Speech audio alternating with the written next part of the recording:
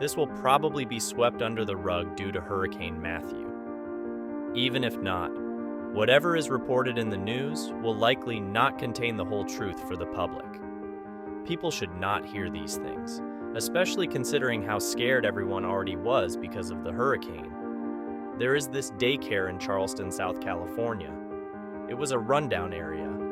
I was just passing by there before dusk when the daycare owner ran out onto the street and motioned for me to stop. She was covered in blood from head to toe. I got out of the car and called for backup. Officer Bradford and Nicholson were only a block away and took less than a minute to get to me. Nicholson stayed with the shocked woman while Bradford and I drew our weapons and entered the building. There were 6 children inside, naked, dead. I called for an ambulance and our supervisor. Due to all the hurricane preparations, Bradford and I had already cleaned up the small building by the time they arrived. If the daycare owner hadn't killed the children, then whoever did it was already long gone. The news, which would normally have jumped on something like this, hadn't even heard our radio calls. They were too busy reporting on the storm, to be honest. Nothing could have relieved me more. The city doesn't need to know about this yet. The daycare owner still hadn't said a word. We had her in protective custody, but it was obvious that we needed a psychiatric evaluation. However, that was off the table for now, at least until tomorrow. We took the files of the affected children from the daycare records and started informing the parents. While I am writing this, the last 2 of the 6 bodies are being examined. The hospital had already prepared for the influx of potentially injured people from the hurricane, so the deceased were taken directly to the city's medical examiner. The autopsy was superficial and unofficial. I knew the guy who was leading it down there. My father was also a good source of vitamin C. Whenever I needed to know something about a case that was beyond my pay grade, he usually helped me gather the information. Today was no different.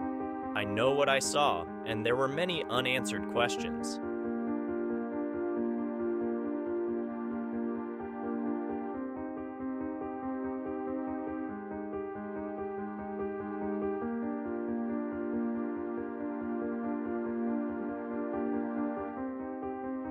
For me, it was clear that the owner was innocent. She was 5 feet 5 inches tall, and I would have been surprised if she weighed 50 kilos. Her mouth was simply too small. Yes, that's relevant. Here's the thing. At first glance, I thought the kids were killed by an animal. The bites that caused this immediate massive blood loss had to come from something larger with a powerful jaw. After we cleaned up the building, Nicholson and Bradford tried to get the owner to talk. Meanwhile, I took a closer look at the wounds. They were very similar, very precise. I mean, all the children were bitten in the exact same spot. Everything between their legs, up to their belly buttons and lower backs, was missing. There were spots on their thighs, something white. It was more obvious on the dark-skinned victims, but all the victims had these spots. I was just examining the fibers stuck in the wounds when I was suddenly interrupted by the doctors and forensic experts.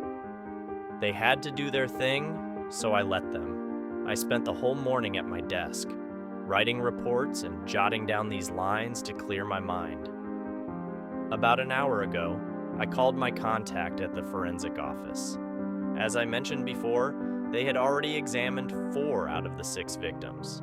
It was definitely the bites that killed them. They bled out within seconds. I asked him if he had any idea what it could have been, and he paused. To me, that meant he wasn't sure yet. After a few seconds of silence, I asked him about the fibers I had seen. Red hair, he tells me. Red, wiry hair.